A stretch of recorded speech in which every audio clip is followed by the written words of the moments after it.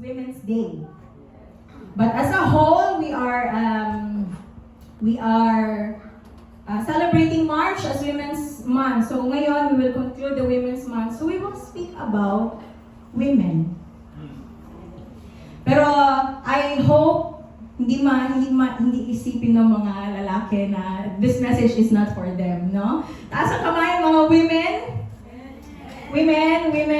Women. So, sabi, 18 to 25 is young woman. You're already a woman. Age 18 to 25, you're a young. Ako, 25 pa ako. 25 pa lang ako, so nasa young woman pa lang ako. I remember when I was starting sa church, si Marisa ata, in-invite niya ako mag-join sa Queens. Dili ko mag-join sa Queens. Tingnan naman, wala ko. Pero that time, pila na ako edad? 27, 26. I'm already a young woman. Pero dili ko mag-join sa Queens kasi ang alam ko, ang women's, pang mga wife lang na may baby. That's how I look at it. Pero over time, tinuturuan talaga tayo ni Lord, no? 18 to 25, you're a young woman, and 25 above, you're an adult woman. Amen? Adult. So, kaya, existing ang word na adulting, no? Kasi adulting comes with responsibility. Kung young woman ka, maisip ba mo ang dewa? No? Kung young woman ka, maisip mo ba ang hotel ko, ang meral ko, no? But an adult woman. So, yun yung age na sa research ko.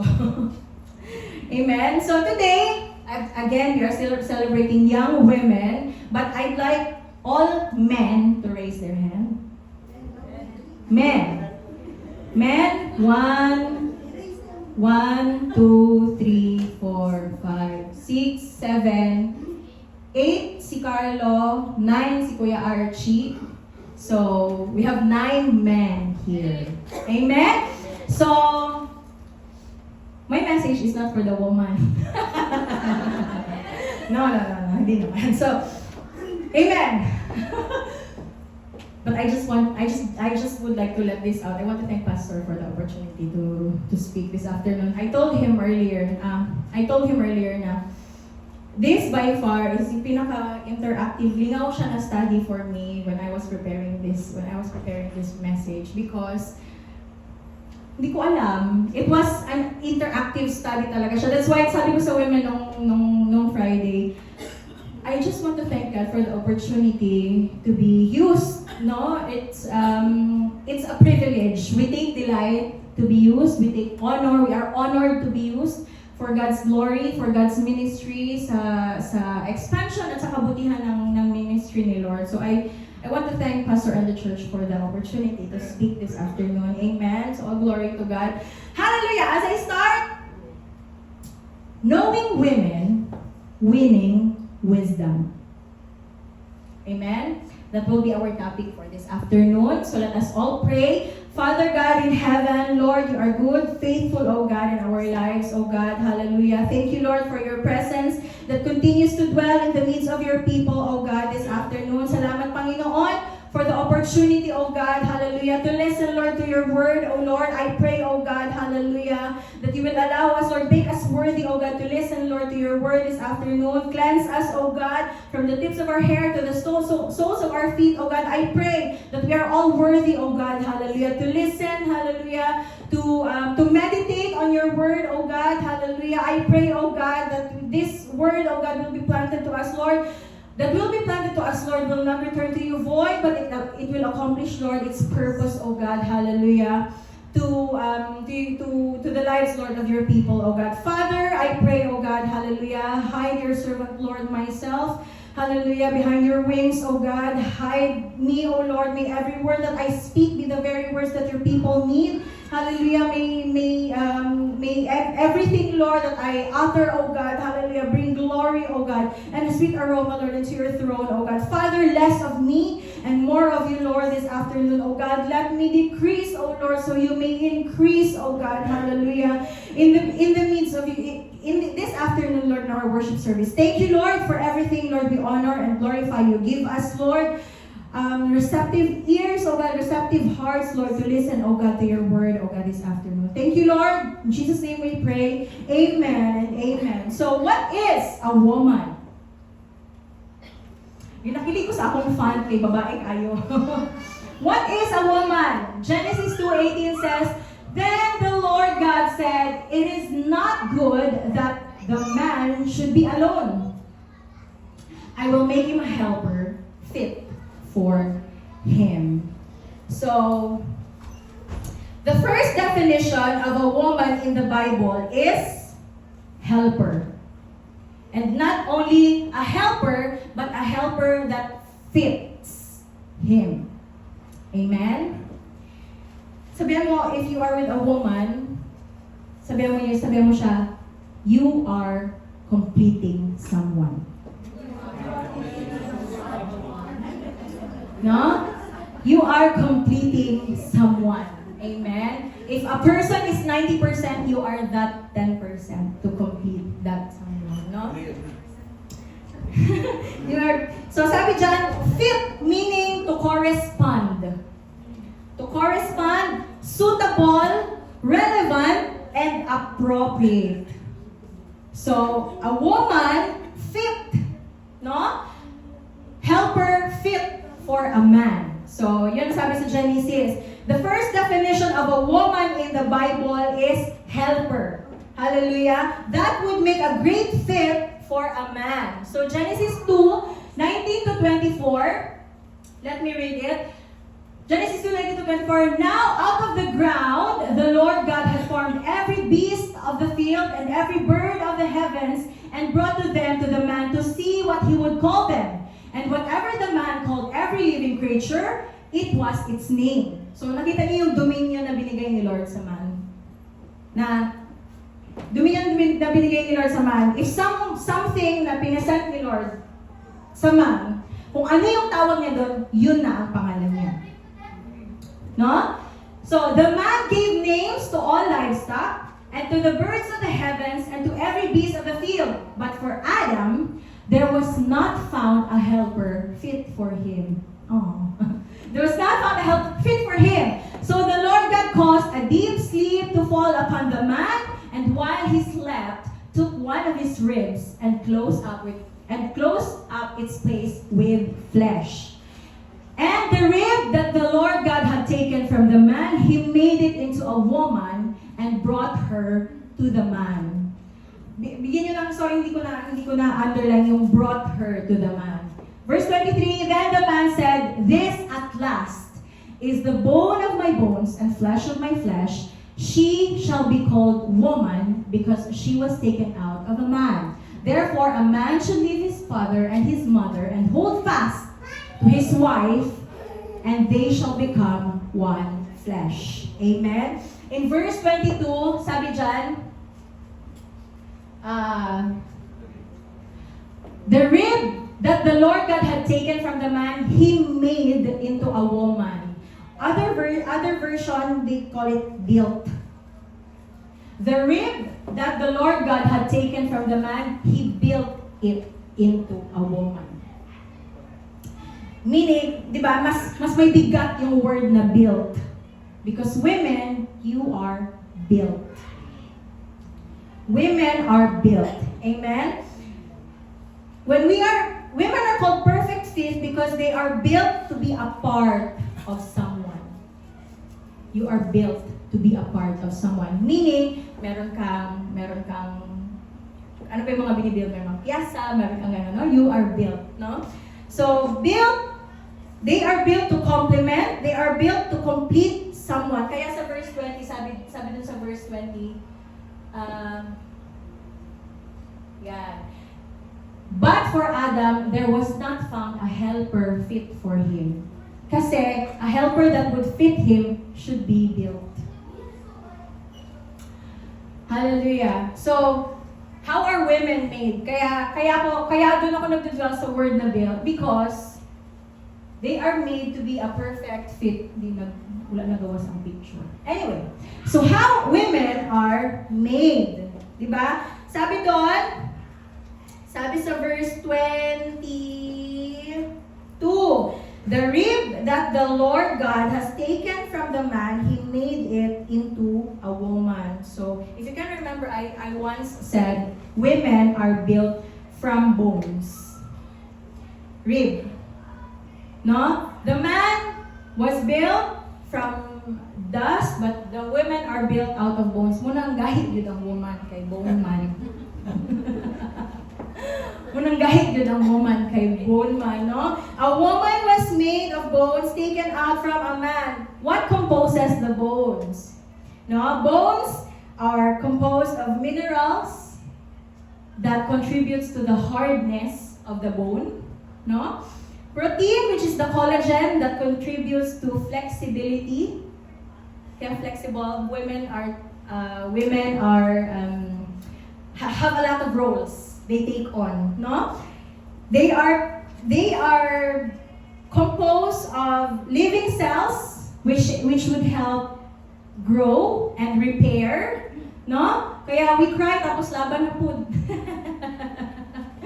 Women cry tapos laban na pud, no?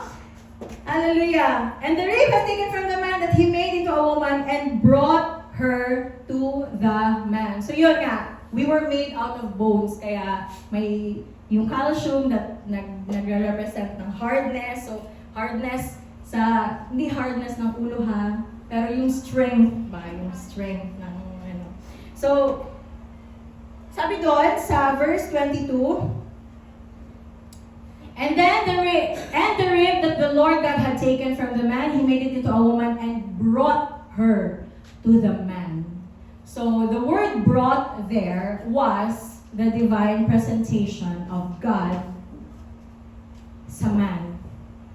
The woman was divinely presented by the Lord to the man. Amen. Gihimo si Eve, the woman was made. Pagkatapos niyang gawin, wala nag-ingon si Lord na, ato na dito, I made you for Him. Wala. But the Lord God brought her to Him. That's the importance, that's the worth, no? That's the... Kaya tinanong mo yung asawa ko, bakit kaya hindi sinabihan ni Lord si Eve na, kaya mali mo maglakaw, ato ka dito, kaya punta ka sa Kanya kasi ginawa kita para sa Kanya. But the Lord went an extra mile to bring her to Adam. Amen. Praise the Lord. Because that's your worth, women. Amen, mga husband. No, hindi siya, it will not,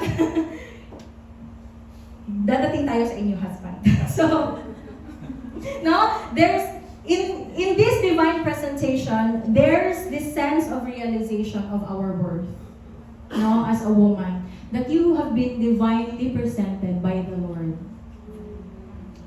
to your husband. Amen? No? And, as a response, ito na ang response ng mga men. No? God brought the woman to the man, and Adam, as a response, in 23, the man said, this at last. Ito na siya sa wakas. No? Is the bone of my bones and flesh of my flesh. She shall be called woman because she was taken out of man. No? The man said, at last. Finally! Amen? So, men,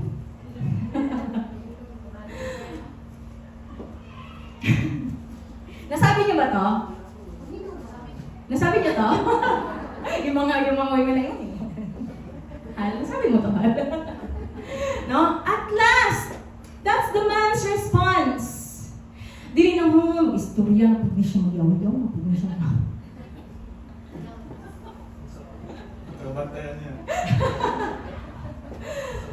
At last is bones of my bones and flesh of my flesh. Husbands, look at your wives in the eye and say, at last. At last. Amen? At last. That should be a man's response. No? For them to give, para ma-remind ng value ng woman. No? And women, you are brought to the man. Not dili para chase them, but you are divinely presented by the Lord to them. Sa amin woman also, there's there's a sense of realization that I'm worth something, no? So someone, sabi dyan, at last, this bones of my bones and flesh of my flesh, someone would finally complete me, parang sa side ni Adam, no? Diba? Pag may binigay si Lord sa atin, especially when it's an answered prayer, ang pingan yun na to, correct? Amen? Pag new phone bitaw, pag may bagong phone tayo, diba, bilhan natin ng case. No? With tempered glass. No? Kasi pag may bago tayo, bibigyan natin pag may bagong phone, bibili tayo ng case. No? With tempered glass pa. No?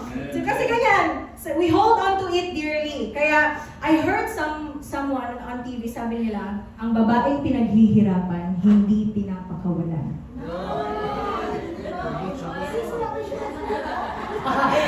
Ang babaeng pinaghihirapan, hindi pinapakawalan. Amen, mga single? Amen. Praise the Lord. So do you know? Oh, women, tapos na. Kasi ang title natin ngayon, Knowing Women. Nandun tayo yun yung side, at saka yun yung side ng Knowing Women. Next is Winning Wisdom. Dito na, it applies na to everybody. Women, tapos na tayo. Tapos na. So, do you know that wisdom is personified as woman? Sa Proverbs 4, ang pronouns ng wisdom is she, her. Proverbs 4, buksan niyo ang Proverbs 4. If you have your Bible with you, open it in Proverbs 4. Proverbs 4, ayan. Proverbs 4:5, get wisdom, get understanding. Do not forget my words or turn away from them. Do not forsake wisdom, and she will protect you. Next, love her, yung wisdom daw, and she will watch over you. So bakit ang pronouns ng wisdom is she or her? It has been personified as a woman because in Hebrew, the word wisdom is chokma. Chokma. Sa place nila, they pronounce it as chokma. Chokma. No? Grammatically feminine ang meaning niyan. Grammatically feminine. So, chokma is a feminine noun for Hebrew.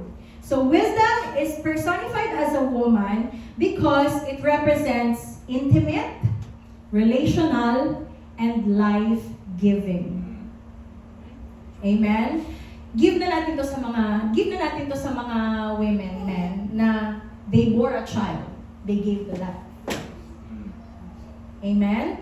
They held something dearly for 9 months and will nurture them as they age. Kaya wisdom are personified as woman.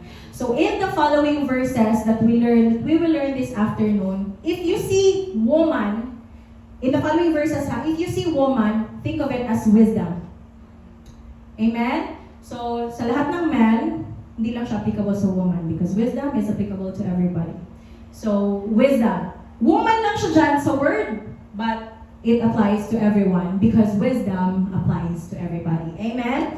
So, that's why in Proverbs, the personification was designed to make wisdom appear relatable, approachable, rather than abstract and distant concept.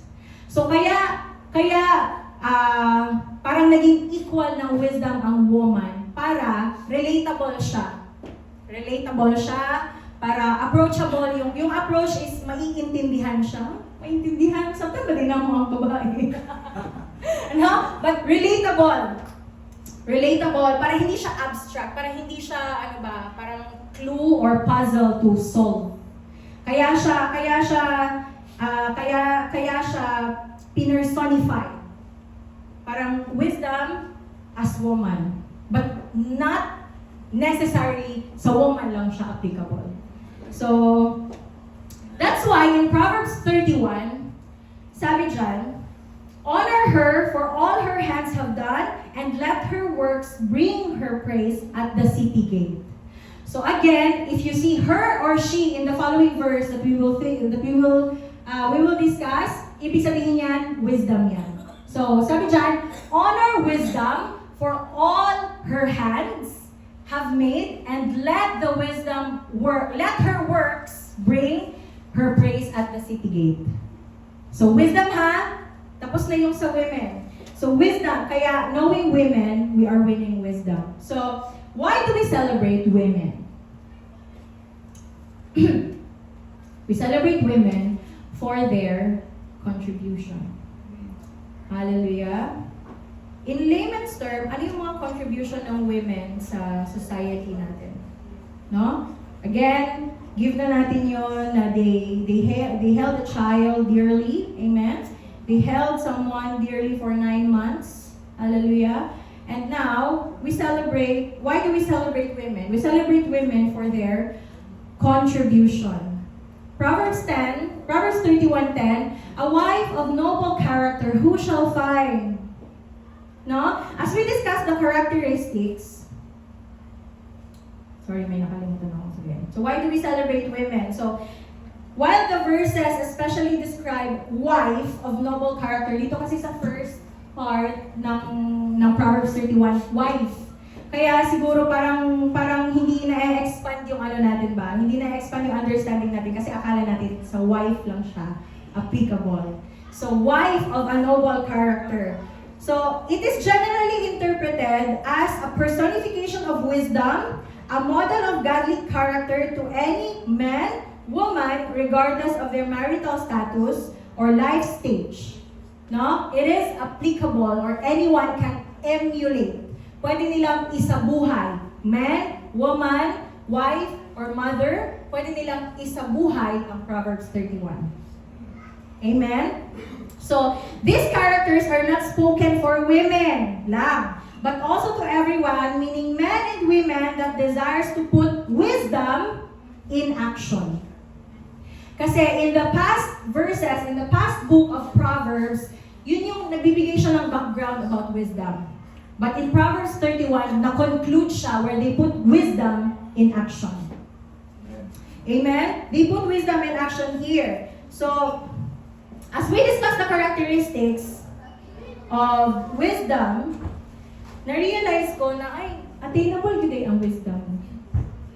We can really live a life wisely.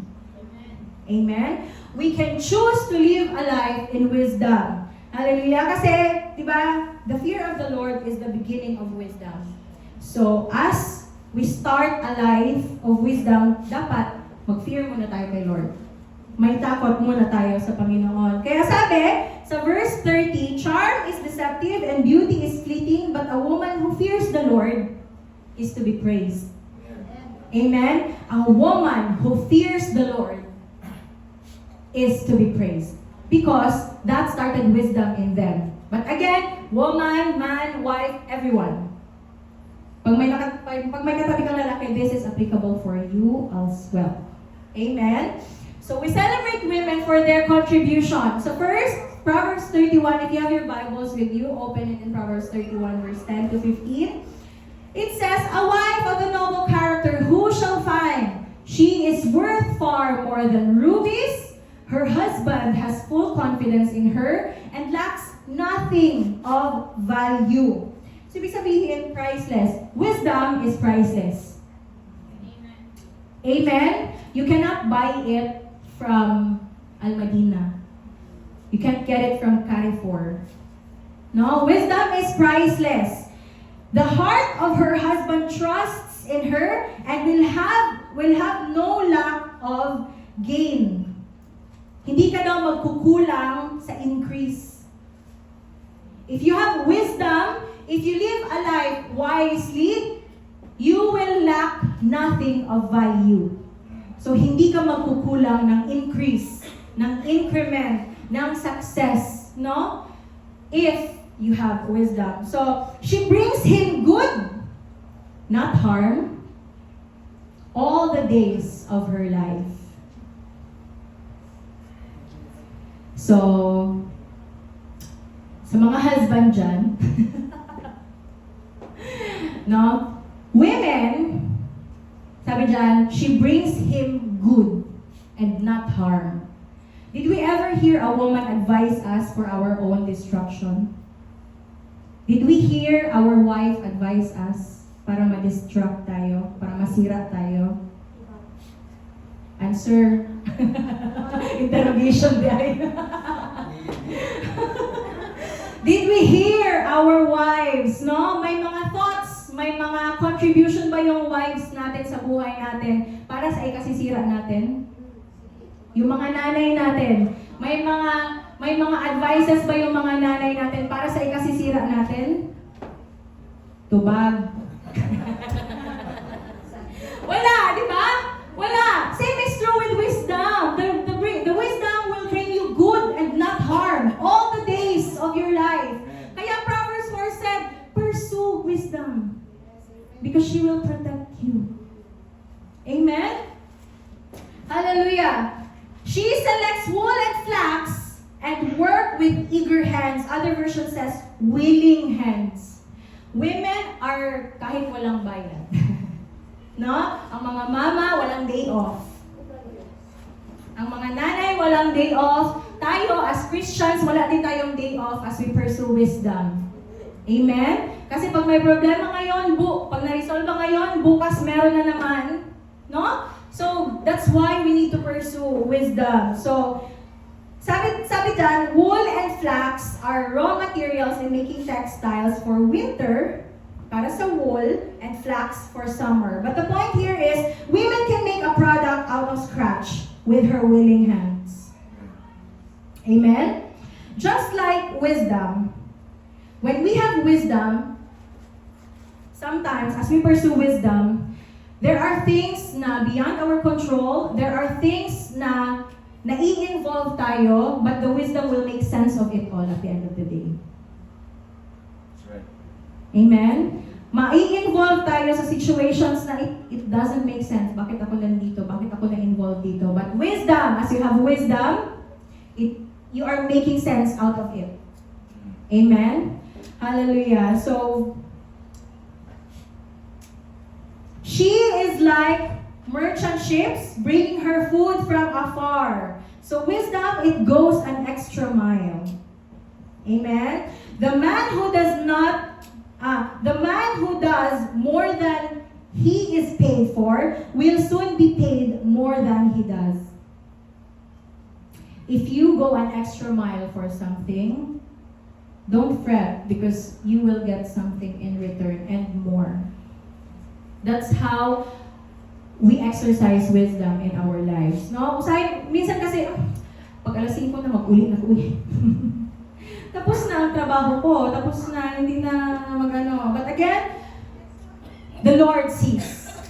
Amen? The Lord sees what you are doing and what extra miles you have taken, and He will reward you for that. The company may not be rewarding you, but you will be rewarded by the Lord. Hallelujah. Same is true with how we go through with people.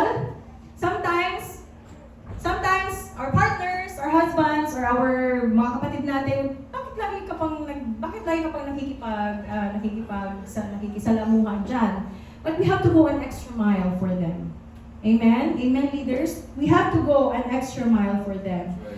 Next, she gets up, in verse 15, she gets up while it is still night. She provides food for her family and portions for her female servants. I remember Charlotte was confiding to me kasi nung nag-work siya, ang work niya 7.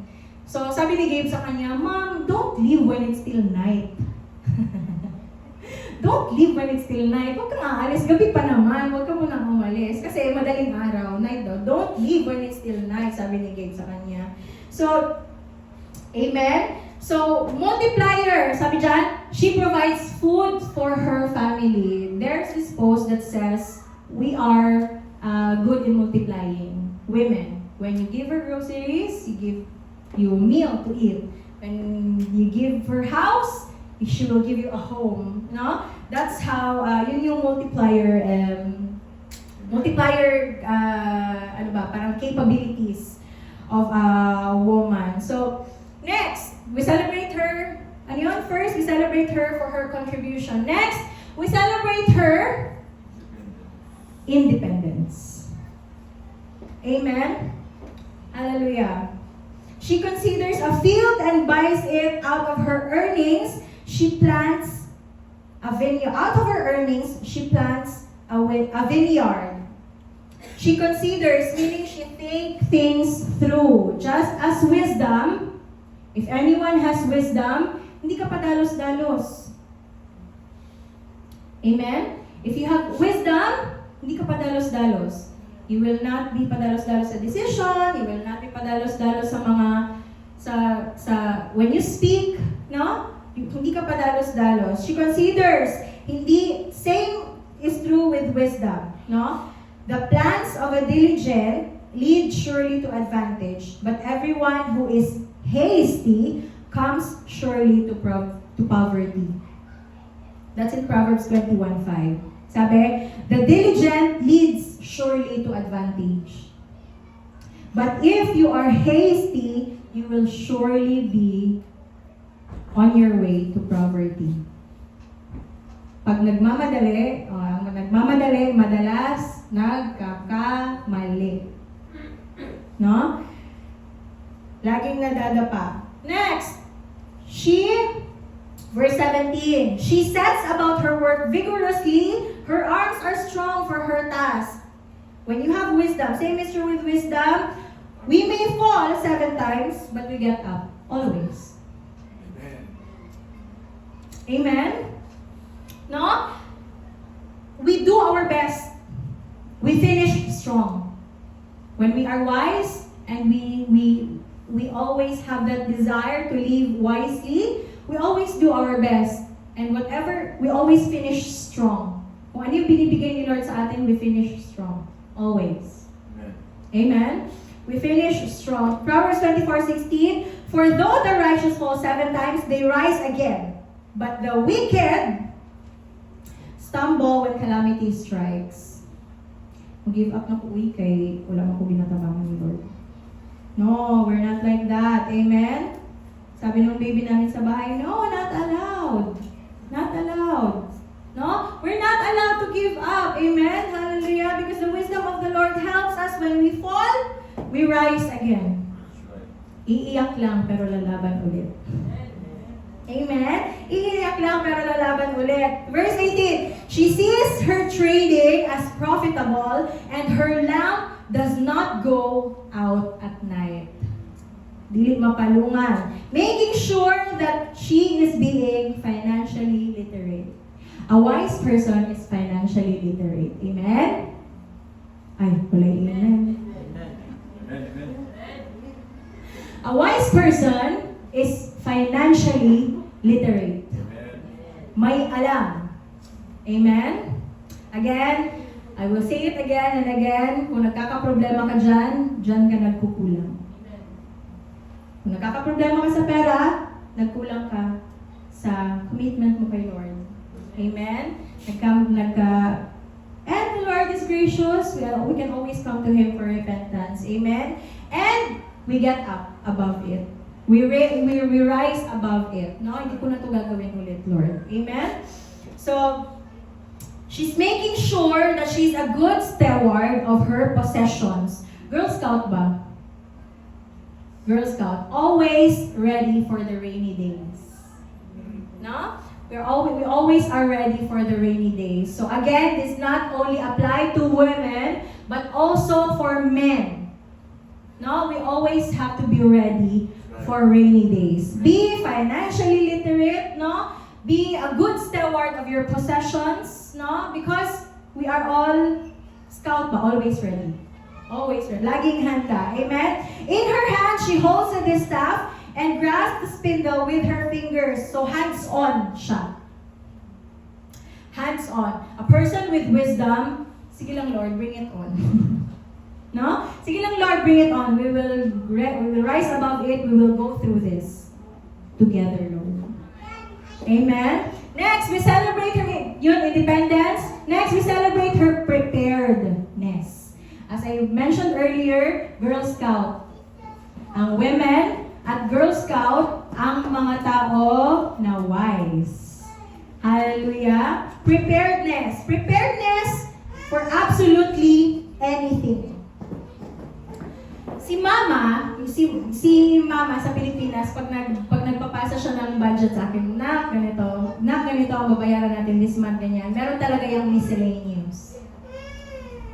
For her to prepare, kung ano man yung, baka may kailangan gawin sa bahay, baka may kailangan i-fix sa bahay. So miscellaneous, meron talaga yung budget for miscellaneous. And I remember when I was in elementary, gusto kong sumali sa Girl Scout. Nasabi ko na to sa mga bata, kaya si Jane. Gusto kong sumali sa Girl Scout. Sa kagustuhan kong sumali sa Girl Scout, pero ayaw ko ng putik. Ayaw ko ng nadudumihan yung shoes ko. So si Mama, ako, natulog ako sa camp, pero sila Mama nag-camp sa gawas sa among camp. No, naglagay din sila ng tent sa labas ng camp namin. Sila Mama. So ito na si Mama ang Girl Scout. Kaya ako, laging nag-apas-apas siya pag may activity kami. Apas siya kung asa ko. Magdala o wipes, magdala o kiwi sa akong shoes. Girl Scout Girl Scout at that. So, Girl Scout, no, women, we celebrate women for their preparedness. Kaya huwag tayong magtaka bakit may dala silang 3 maleta sa one-night stay sa hotel. No? Para sa one-night stay sa hotel, bakit dala ang buong bahay? No? Amen. So we celebrate them for their preparedness. The same is true with wisdom. We are prepared for anything. Amen. Sabi niyo katabi, you are prepared for anything. Amen. She opens her arms to the poor and extends her hands to the needy. Amen. When it snows, she has no fear for her household, for all of them are clothed in scarlet. Alam niyo yung scarlet, yung sa story ni Rahab, the cord of scarlet, yun yung nag-redeem sa kanila, di ba? Yun yung naging protection nila. So same is true, when we are clothed in scarlet, that's how we live wisely. We are forever clothed with scarlet because we are protected. Again, sa Proverbs 4, di ba? Get wisdom and she will protect you. Amen? Our wisdom will be our protection. Amen? Hallelujah. Verse 22, she makes coverings for her bed. She is clothed with fine linen and purple. Preparedness, preparedness is protection. Hallelujah. Preparedness is protection. So wisdom is your protection. Sa Proverbs 4 nga, do not forsake wisdom, she will protect you, and love wisdom, and she will watch over you. Amen? So preparedness is protection. Next, her effect. We celebrate women, we celebrate wisdom para sa epekto nila sa buhay natin. Amen? Her husband, in verse 23, her husband is respected at the city gate where he takes his seat among the elders of the land. Kailan tayo napahiya ng wisdom? Kailan tayo napahiya ng wisdom? Tubag. Amen? Kailan tayo napahiya ng wisdom, di ba? That's why they say, behind every man's success is a woman. Behind every man's success is a woman. Amen? And same is true, if your husband fails, also, babalik po siya sa women. It would reflect you, wives. No? But again, we're talking about wisdom here. We're talking about wisdom here. Behind every man's success is a woman. So, balik tayo sa first definition of woman as a helper. No? We all know that success goes beyond your assets, no? Success goes beyond kung ano yung sinasabi ng bank account mo, no? Success goes beyond your social status. Amen? Success, hindi dahil politician ka or dahil high ang social status mo, successful ka na. Amen? Because success goes beyond that. Amen? Success goes beyond kung ano yung sinasabi ng bank account mo. So Maya Angelou, she is an author, sabi niya, success is liking yourself, liking what you do, and liking how you do it. Amen? So as I said, again, success goes beyond your bank account. Success goes beyond kung ano yung position mo sa company. It's beyond that. No? Kaya you cannot measure success sa social status ng tao. Amen? You cannot measure success kung ano na siya, ano na ang naabot niya. I always tell my family, I can measure success as long as bills are paid. As long as I have a roof over my head. That means na success ko this month. Amen? Nag-succeed ako this month. Kasi I paid all my bills. Diba? I can eat 3 times a day, 4 times, 5 times. I can eat whatever I want. No? Success goes beyond kung ano yung mga assets natin, kung ilang acres meron tayo sa Pilipinas, kung ilang acres meron tayo dito. So success goes beyond that. So I remember I was blessed when Ren was doing his testimony no December, when he said na yung upgrade, it doesn't only count when you are financially upgraded, but you're also upgraded when your perspective in life changes, no? When your character changes, no? So success goes beyond the vanity dito sa world. Amen? So shifted. So it was a breakthrough na he didn't get financially leveled up, but he leveled up in character and his perspective. So also that can be measured in success. So amen, dili ta paulawan sa wisdom. Her husband is respected at the city gate. No, hindi ka papahiya ng wisdom. Amen. Proverbs 3:21-26. Encourage keeping sound wisdom and discretion, noting that when you walk in them, you will not fear. Your sleep will be sweet, avoiding the shame of a fearful, foolish life. Proverbs 3:21-26. It encourages keeping sound wisdom in our lives. Amen. Last, we celebrate women for their outlook. Verse 25, it says, she is clothed with strength and dignity. She can laugh at the days to come. This was our last devotion sa WM, no? We tackled how a woman displays strength in the midst of chaos. How a mother clothed strength para dili makitan sa iyang mga anak. Kung gaano ka problematic, what's behind, what we are going through as a family, no? We can hindi siya masking, but it is being clothed with strength. Hindi tayo nagiging matago sa family natin, but we are clothing ourselves with the strength and dignity. Amen? She can laugh at the days to come. Yeah, dignity, sometimes we do that, even wisdom, because we wanted to protect the testimony. No? We wanted to protect our testimony as an individual. No? Wisdom. So, sabi doon, we tackle about women displaying strength in the midst of chaos. So, how can we still be joyful during our struggle? No? Wisdom postures herself because she is confident of the future. When we live a life wisely, we posture ourselves being confident for what's to come ahead. Amen? When we live in wisdom, we posture ourselves, we position ourselves na we can confidently face what's waiting for us ahead. Amen? So, ayun nga, how he postures herself because she is confident of the future. As I said sa worship team last Thursday, na we don't have it all figured out. As a person, as an individual, as a Christian, we don't have it all figured out. But we are blessed enough to have someone who will figure it out for us. Amen? We are blessed enough to have the Lord who will figure it out for us. Amen? So,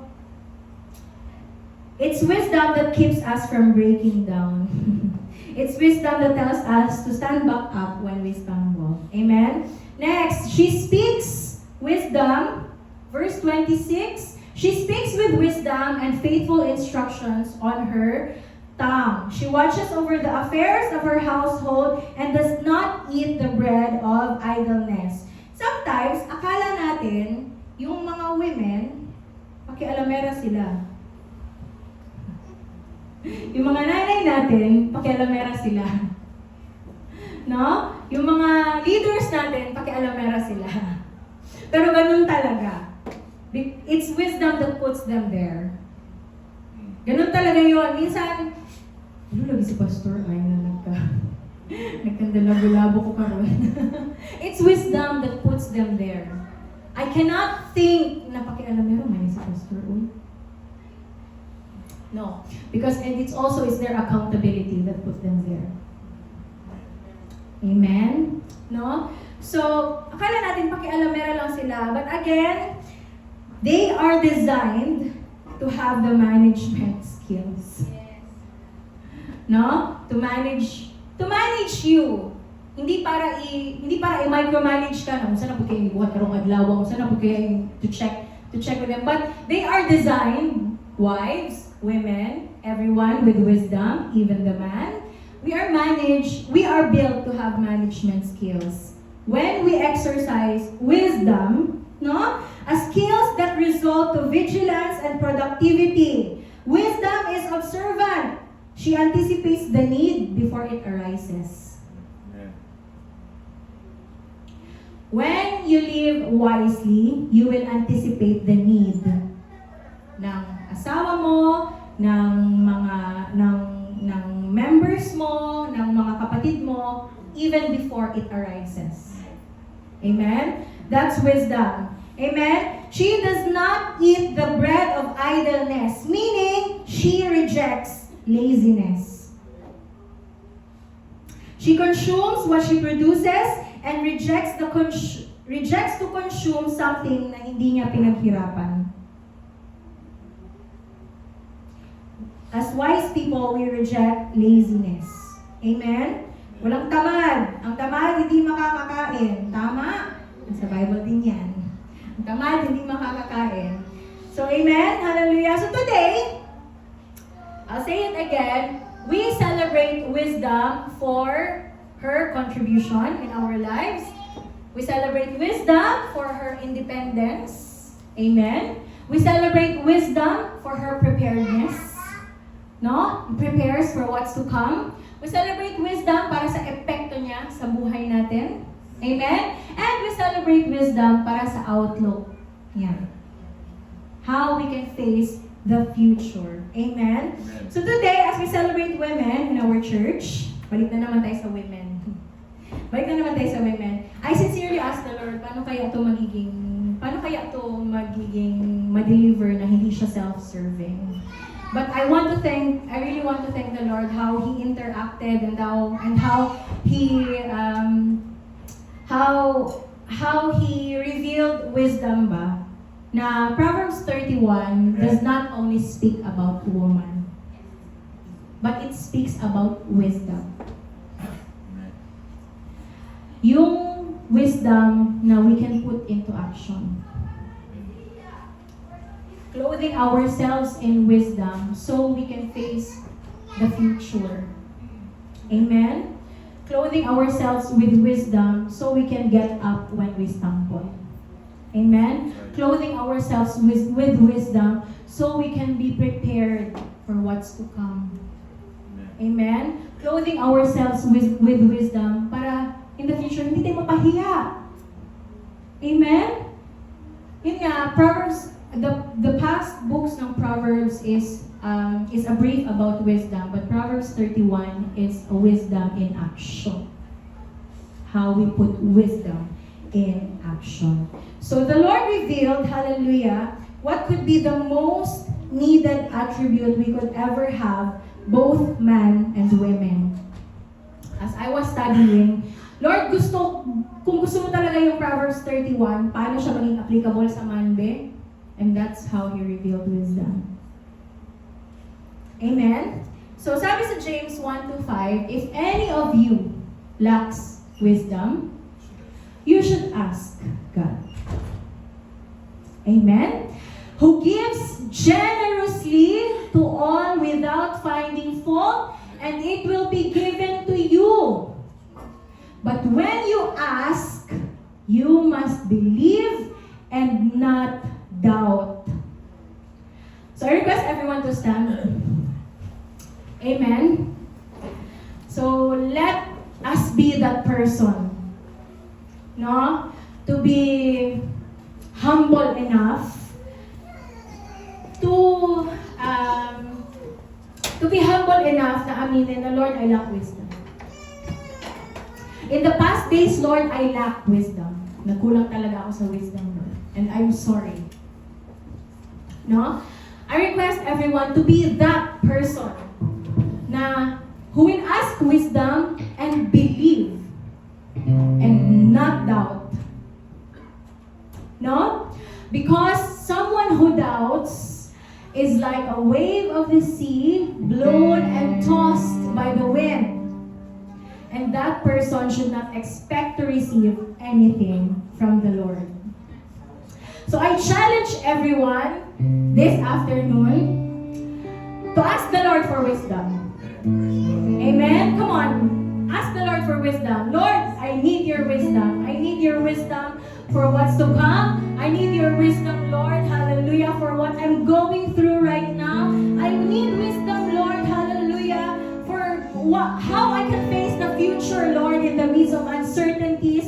I need wisdom, oh God. Hallelujah. How can I go to work tomorrow, Lord, carrying this, oh God? Hallelujah. Let us be that person who believes and not doubt that the Lord can generously give wisdom. Amen? Be that person who believes that the Lord is generous to give wisdom. Hallelujah. Come on, open your mouth. Oh, thank you, Jesus. Thank you, Lord. Today, Lord, we will pursue wisdom, Lord, because we know it will protect us, oh God. Today, Lord, we will pursue wisdom, Lord, because we know it will watch over us, oh God.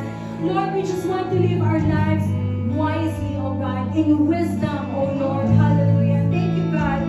Thank you, Jesus. Hallelujah. Thank you, Lord. We are called to ask for wisdom more than our assets, more than our money, more than our social status, just like what Solomon asked the Lord. No?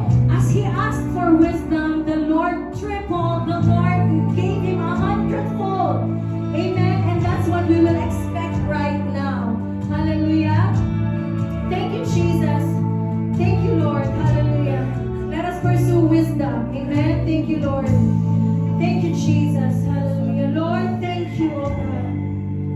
Thank you, Jesus. Thank you, Lord. Hallelujah. We praise your name, oh Lord. Hallelujah. Come on. Continue. Hallelujah. Come on, church. Continue to speak to your God. Hindi siya madamot na mag-share ng wisdom.